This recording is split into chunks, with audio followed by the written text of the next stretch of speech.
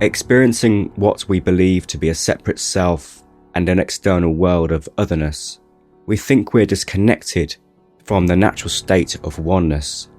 And so we seek to unite with the true home, the true self that we intuit deeply from that position of duality.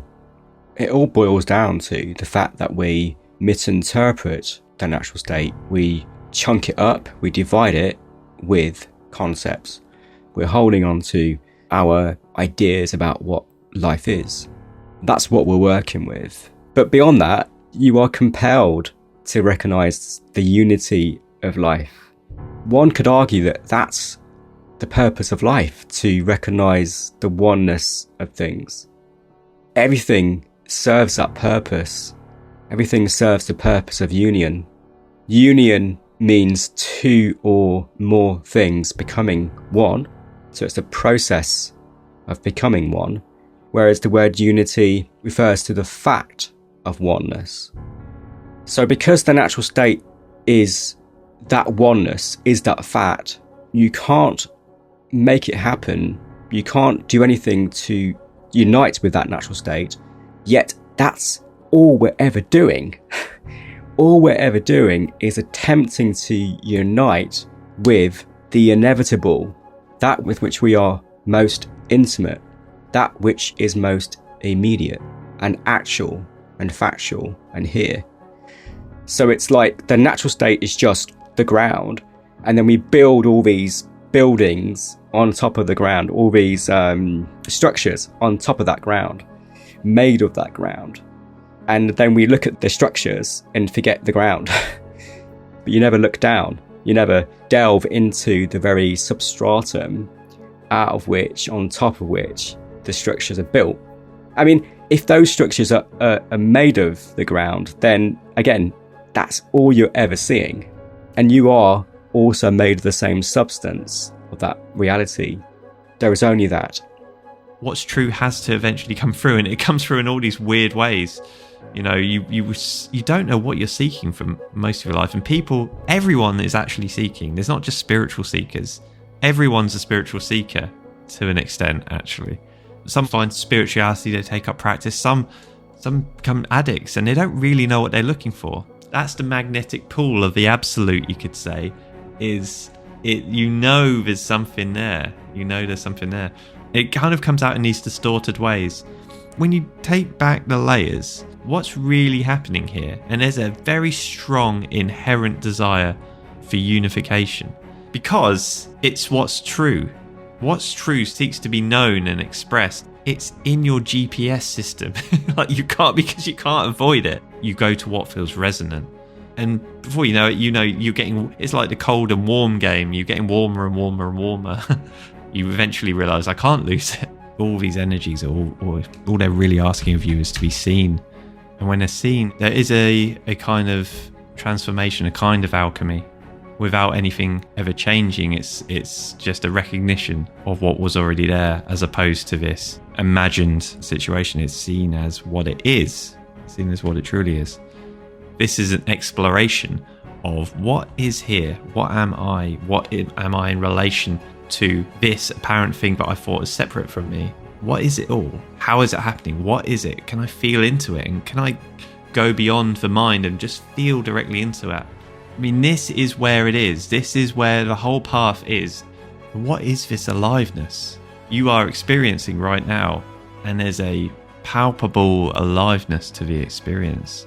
It's not just you are alive as a person. It's you are life expressing as this person, but the aliveness that you feel is life itself. It's the life of the tree. It's the life of the cosmos. It's the life of all life in the universe. It's the intelligence of gravity. It's the intelligence of the Big Bang. The implications of that is anything you are experiencing as that aliveness must be made of that same aliveness. That's our anchor to the natural state, because that is the natural state. You're listening to the Non-Duality podcast. This is Nick Higham from nisargayoga.com, and here with me is Paul Dobson. Whatever is appearing right now is always the natural state. It can't not be natural. What makes it seemingly unnatural or distorted is the interpretation of that, and then approaching it from the interpretations as opposed to the actuality itself. Actuality is natural. Interpretations themselves are made of the actuality, but are sort of a pseudo naturalness, a sort of pseudo actuality, a pseudo reality that aren't actually existent. Exactly. You can pretend, you can make a make-believe imaginary world where there's all this stuff going on which isn't actually happening. Just the typical human storyline and narration about what's happening. The mind, the story, the narration, the interpretations of it all are so enticing, sometimes exciting, some seductive. They're hypnotic, as we've said before. They're interesting. They've got pull and grip to them.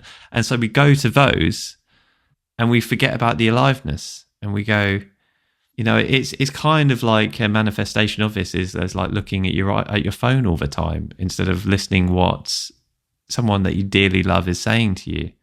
And it's all it is kind of a habit. It's a habit of going to that. But the aliveness is always here. The aliveness is always here waiting patiently because it can never go anywhere. So it's, you know, it's not like you can lose it. It's like another funny one is I need to go to sleep, or I need to try and get some sleep. I need to try and get some sleep, which is just a nonsense sentence, isn't it? Because sleep happens. Sleep happens. You don't you don't do anything to make sleep happen. Yeah. It just happens. And everything's like that though. Exactly. Yeah. If you've ever had insomnia, you just fed up and you're exhausted and you're just trying, you're just desperate to get to sleep. Sleep is actually a passive process. It's like breathing, the flow of blood, like digestion. You can't control it, and there's nothing you can do to force it to happen. If you can stop trying, then sleep will naturally follow. Insomnia is like a Chinese finger trap, and it grips tighter the more you pull your finger away. And the only way out of the trap is to go against your instincts. And sometimes you have to do things differently to get a different outcome. Let's relate that to recognizing the natural state. So the natural state just is. And because it's the natural state, there's no effort required. You can't control the process of recognizing the natural state, because the natural state is what is. It's all that there is. And there's nothing you can do to force the recognition of it to happen. You're always recognizing it. If you can stop trying, the natural state will become clear. So this awakening thing, this enlightenment journey is a lot like trying to get to sleep. When there's a deep relaxation, then sleep happens. When there's a deep relaxation in the spiritual sense, then the recognition happens. And the only way out of that apparent trap is to do nothing. Yeah. Only recognize the nature of what is. Yeah, I think a finger trap's a really good analogy for it. The thing is, in order to release yourself from the finger trap, it's almost like you have to go through the process of trying first to come to the conclusion that it's like it's trial and error, like we said before. But and this is the quote unquote spiritual seeking path. You know, you're trying all these things. You're in the finger trap. You're trying. You're pulling and pushing and pulling. You know, and exactly, you can't really not do it. No. You can't really, in my experience at least, you can't really not do it. You're compelled, like you say. You're compelled by something, there's something there. You just can't help but feel, I've got to find what is going on here. Like, and you're trying all the things. And it's almost through the failing that you come to see it in a way. Or at least in my experience. It's like the failing, you have to try to fail. And this is why there's no actual answer. There's nothing that anyone can actually say that will say, this is it. No. But you can't give someone some information and then they get it. You have to kind of come to this in your own way. As David Carr says, get your own damn ladder. You have to get your own ladder. You have to fuck around and do all this shit, you know. I mean, you get the frustration, you pull and you push and you try to get the fingers out of a finger trap and you're like, fuck's sake. And, and then eventually, once you're worn out, you might have stopped. You might be covered in sweat and then the fingers will come out of a finger trap and you're like, oh shit, that was how I got out of it. The answer was there all along, doing nothing, you know, but you can't force a nothingness. You can't force it. This is the subtlety of what we're talking about here. Yeah, there are so many contractions around what we believe to be true. And then when the penny drops and things click into place, that induces a kind of relaxation, a release of that grip. So we're not referring to a process of cultivation, since the natural state can't be created, it can't be arrived at. We're talking about, if anything, a process of elimination, excluding all that isn't essential to the natural state. All of what has been added on, all of what has been put on top of the natural state. We have these automatic assumptions, and they will prevail for as long as we don't question them. It's in the questioning of what we instantly believe to be so that those beliefs dissolve. The grip of ignorance releases when we inquire, what is this? What is this that I'm holding on to? Delving into it, isn't it? It's engaging with it. Yeah. It's becoming acquainted with the actuality of it, like its more primal state prior to the identification and the conceptualization. Seeing beyond, feeling beyond those secondary concepts, that the movement of ignorance, and remembering, recognizing, like you said, recognizing what already is, and resting in that knowingly, resting in that consciously. That's not to say that you then have to attempt to rest in that at all times. It's more like you do that enough and you discern the fact that you can't not rest there. You can't not be grounded in the natural state. You're not only rooted in it, you are it. And everything you experience, everything you imagine into apparent existence through the conceptualizing mechanism we call mind, is held within the natural state and is also made of the natural state. And that sense of aliveness you already feel and already know so well. That's your entrance, that's your doorway. But just remember, fundamentally, there's only the natural state. There's only the natural state, and all is that, so that you don't need to do anything to get there. While you believe you're not there, there seems to be some inquiry, some practice.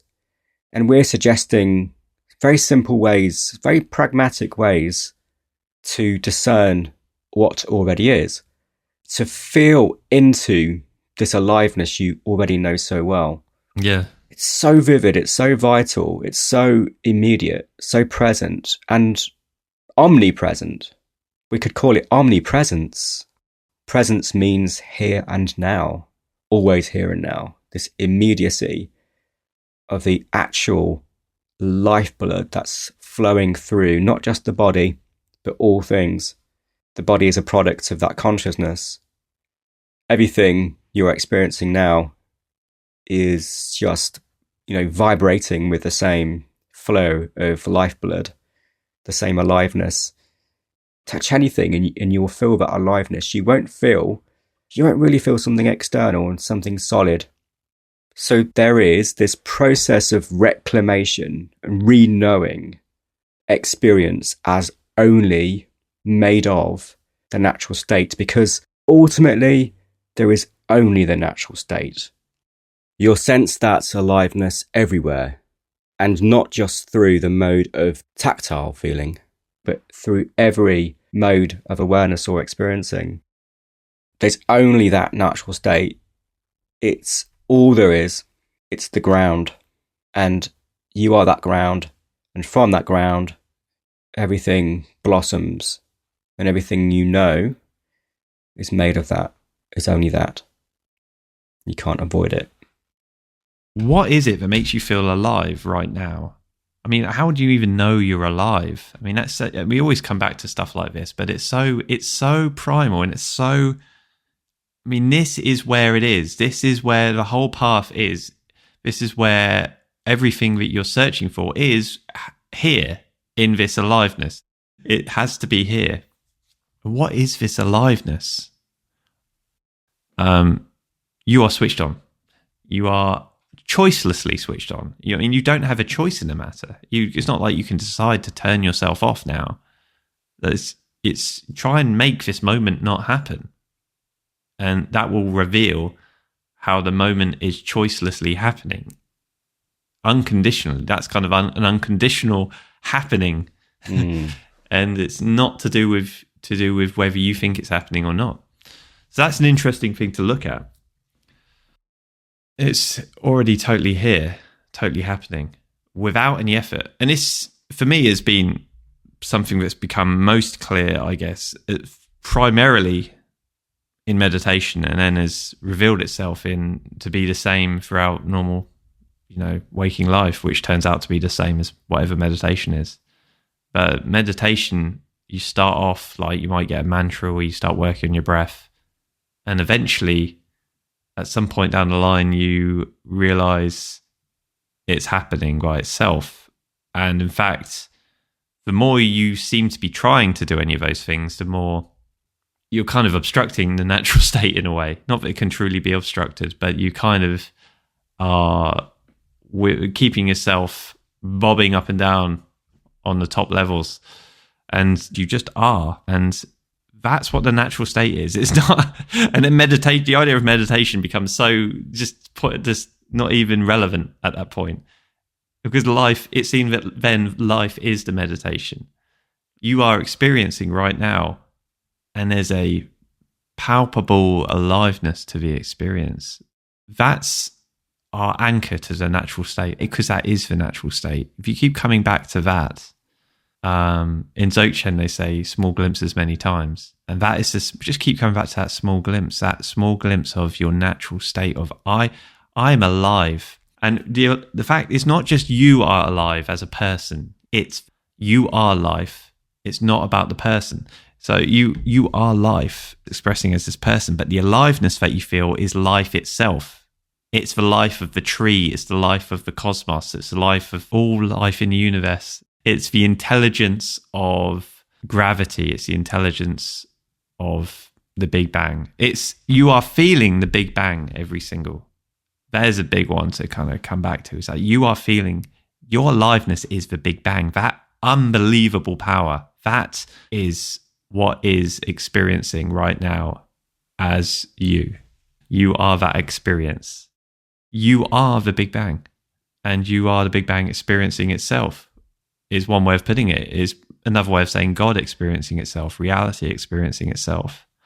And that's this basic aliveness, this basic, really just overlooked constantly, really basic aliveness that you feel right now. It's like the fact that you know that you're experiencing it all, the fact that you know that anything's happening at all. You don't know what it is. I mean, it's arising and disappearing simultaneously, seemingly. It cannot be found. The experiencer can't be found, and what is experienced can't be found when looked for. But yet, it's undoubtedly here. It's absolutely here, and there's no explaining. I can't explain how, whys, and the hows, but it's here. You are here, and you are experiencing, and that's where the whole thing is, and therefore.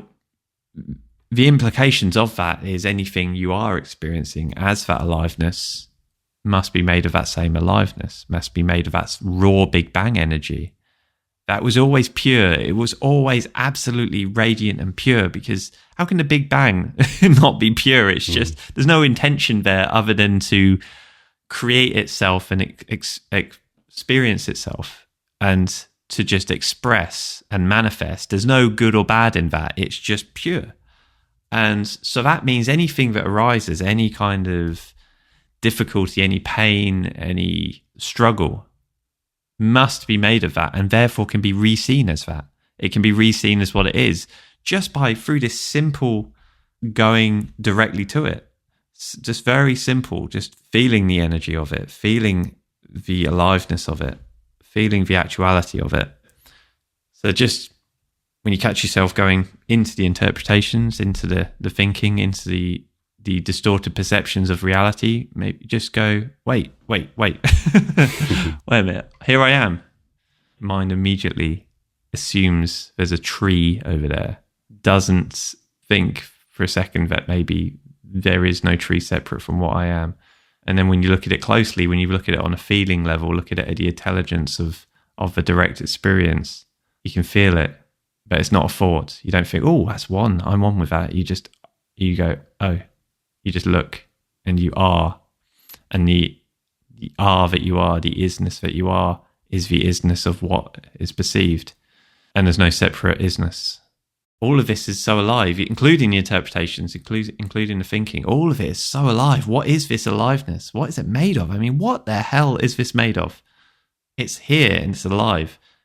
And it's made of, well, what can't be put into words, the ineffable. It's made of pure divinity, pure radiance. And when you can see it as that, then I'm not saying that the issues will dissolve into a white light or anything like that, but they are re-seen. They are seen as what they truly are, what they're truly made of, which is actually all it's ever really asking of you. All these energies, all they're really asking of you is to be seen. And when they're seen, there is a kind of transformation, a kind of alchemy, without anything ever changing. It's just a recognition, more would be a more accurate word, a recognition of what was already there, as opposed to this imagined scenario, imagined pain, imagined situation. It's seen as what it is. It's seen as what it truly is. Prior to you thinking about anything or thinking you're doing anything or any of that, any efforting of any kind, you are already switched on. You're already experiencing. You're already awake, you could say. Or what if there's only awake? Even when you're asleep, what if that's awake as well? What if there's only one mode, really, that then just splits itself off into pseudo modes, into kind of subset modes that aren't ever really anything other than the one mode, which is awake? Just come back to the simplicity that is here, which is you are here now. And before you make any effort whatsoever, you're not trying to hear these words. You're not trying to see. You're not trying to pump your blood around your body. You're not trying to feel the sensations you're feeling. You're not trying to experience. It's already happening prior to anyone thinking they're doing it or not doing it, prior to any contemplation about what it is or how it's happening or who's doing it. It's already happening. And so you can't avoid it. No. Once you recognise what the nature of ignorance is, you notice its benign nature. And actually, it's just pure creativity. It's this magic show, Maya. It's the creativity of consciousness. So all of these experiences are life, reality, the natural state. Yeah. So to say natural, well, fundamentally, it's a redundant word because there's no unnatural. No, exactly. There's no primary and secondary. It's not a new state to reach, to achieve. And the state you're in now is actually that natural state. We seem to be caught in ignorance, and there appears to be a veil of untruth on top of this pure, unthinkably, inconceivably radiant power of the natural state of reality. But that veil is made of the same light. This creativity of consciousness is actually okay. It's not a destructive process, it's a creative process. And there's nothing that needs to be removed in that sense. You don't have to knock down the structures. You don't have to even go through every one of your concepts and disprove them. Just recognize the nature of concepts. It's the creativity. It's the expression of that ground. And it's miraculous. It's astonishing, this presentation that you are engaged with and that you are manifesting as reality, as the natural state. We could call that yoga. Yoga means union. For what purpose do you do yoga? To recognize unity. Union is the act of becoming one, of uniting, whereas unity is the fact of oneness, the fact of inseparability. To live is to do yoga, because through living, even as we know it, even as a person experiencing duality, an external world of other people and objects, even that, it's this beautiful dance of intelligence meeting intelligence. Because intelligence, aliveness, this sentient consciousness is the nature of all there is.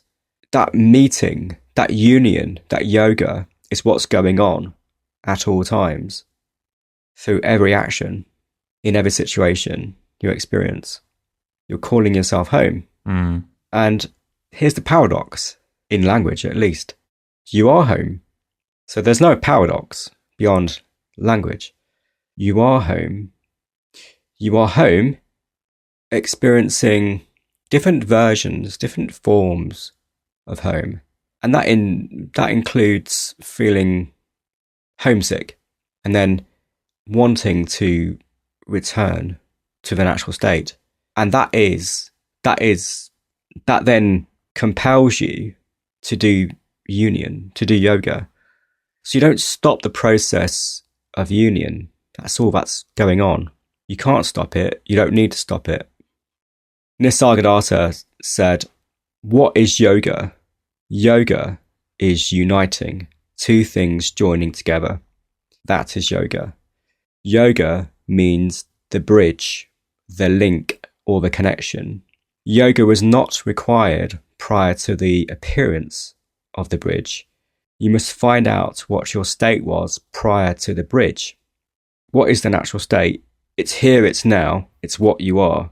And whatever yoga you do, whatever bridge you cross, is made of the same intelligence and will lead to the same intelligence. So you can do yoga, you can do union, all you like. What an exquisite manifestation of that natural state, that you should get to walk yourself home while being home. And again, it's only a paradox. It's only sort of ironic, or I suppose at worst infuriating from the standpoint of the conceptual understanding of it. But beyond that, into the deep recognition, the deep knowing, the deep feeling of aliveness, there's just the fact that there's only the aliveness. That's all there is. This primal intelligence meeting intelligence. Yeah. You can't avoid what you are. We've said it millions of times, but it's always worth coming back to these really primary ground level pointers and truths about what's here. In Perfect Brilliant Stillness by David Cass, there's a part where he quotes Papaji, and Papaji says, all you need to do is stop. And David says, who can really stop like this? Who can really stop in this way? You only stop when you come to a stop. I heard a guy say, forgotten his name now, but he was saying, I think it was David Hawkins actually. He said we're basically karmic wind-up dolls, is one way of putting what we are. I mean, it's not accurate, but we're kind of like wind-up dolls. And you can't stop until you stop. You're just like this little wind-up doll, and you're saying to this wind-up doll, this little wind-up toy, just all you got to do is stop, and you're already there. And the toy's like, yeah, good one. Can't stop moving my fucking feet though, can I? And that's how it is, and that's how it is. Yeah. Yet all of these things, there's so much amazingness to this as well, because all of these things, even this, listening to this podcast, the books you've read, the practices you've done, is all part of that gradually winding down. Even though it feels like things are winding up, they're actually winding down. They're all things that are kind of perfectly there to aid you in your unfoldment, synchronistically, with intelligence that we can't even comprehend. And it just unfolds and winds down. But sometimes it feels like winding up. Sometimes I feel like I'm trying harder and harder. But really, it can't ignore itself forever. It can't not recognize itself forever. And so do what you need to do. But these perspectives can be helpful. These perspectives that you and I talk about can be helpful, even if they don't seem helpful sometimes. Because, yes, it's good to know, I feel, that really it's already here. It's already here. It's like it adds a layer of it's almost, you can almost have a faith in it. And I know it's a bit of a dangerous word, faith, but you can almost have a faith in that. If you don't know it, if you don't know it really thoroughly and deeply, consciously, you can have a faith in that it's true. And that faith alone might just be enough to just kind of help you and facilitate you and guide you, because it's already here. That is the fact. The fact that remains the same regardless of how you feel about it, regardless of what practices you're engaged in, or what you feel you need to do, or what merit you need to earn, or what karma you need to work through. It's the fact remains the same throughout all of it. And so the opportunity is always here, because you don't actually know. This is an important point, I feel. You don't know where you are in relation to any kind of these spiritual ideas about karma or unfoldment or spiritual evolution or anything. You don't know where you place on that or what you need to work through or anything. There's no way of knowing exactly where you are.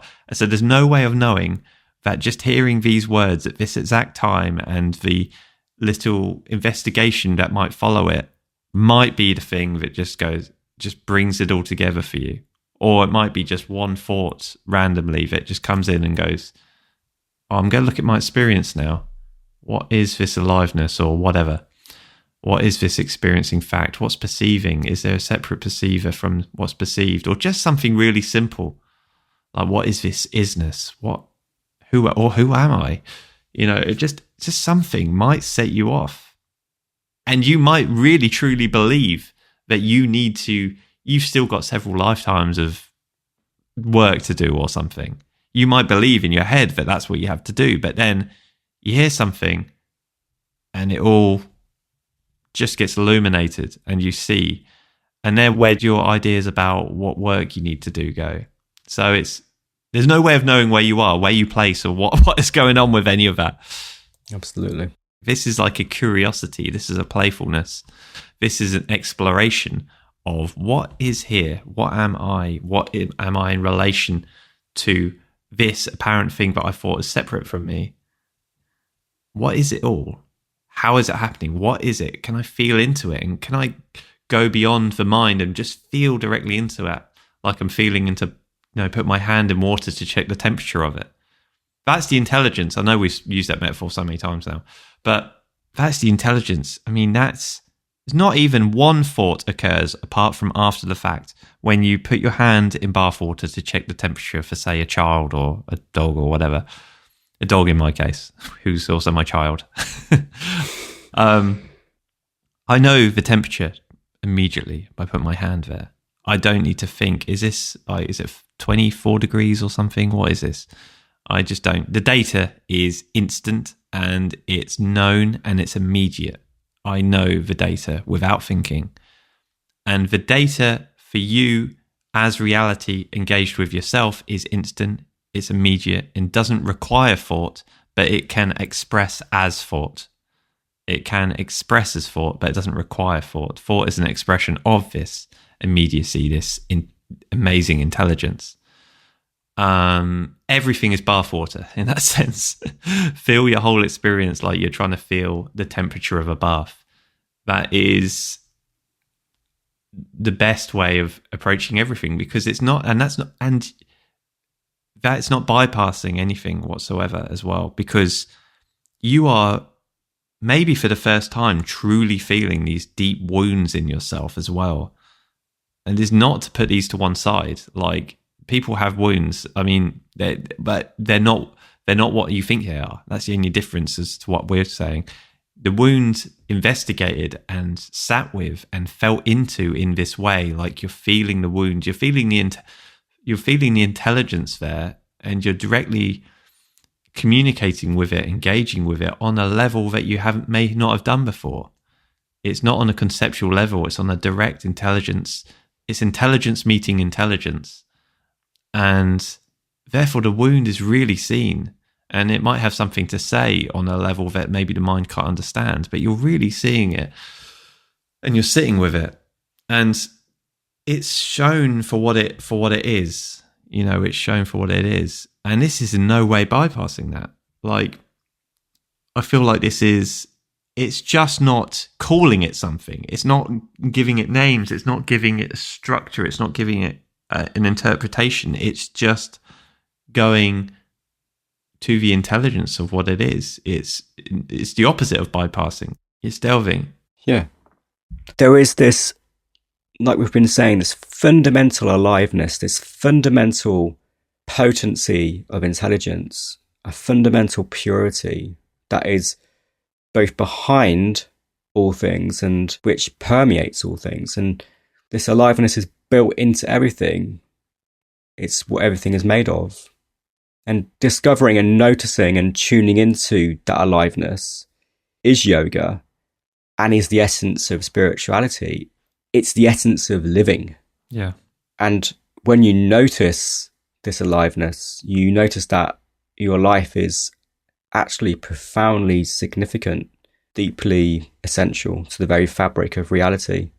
That means all things are significant. Every event, every experience is profoundly meaningful because it's made of that one fabric. So everywhere you go, you're there. You're home. So this spiritual unfoldment is just one with this fundamental creativity, this magic show. It seems like an expansion, but it's really the dissolution of the sense of narrowness and contraction. The point is you always have immediate access to this aliveness, to the natural state, because that's all there is. In this very experience you're having right now, this is this divine force, this Shakti outpouring, manifesting itself this way, this way, this way. And you can befriend the manifestation. You can make peace with the manifestation when you recognize that it's one in essence, that nothing can take you away from home. Everything is a reminder of home. Everything has the taste of home, the one fragrance of home. And this miraculous substance of aliveness can present as anything. You know, so it's in these sights, these sounds, these smells, these tastes, these thoughts. You don't have to stop thinking, you don't have to stop sensing. Recognize the nature of sensing. It's the one sense we sometimes call awareness or experiencing. There aren't things that you sense, things that you experience. There aren't experiences that you experience. There's only the experiencing of oneness.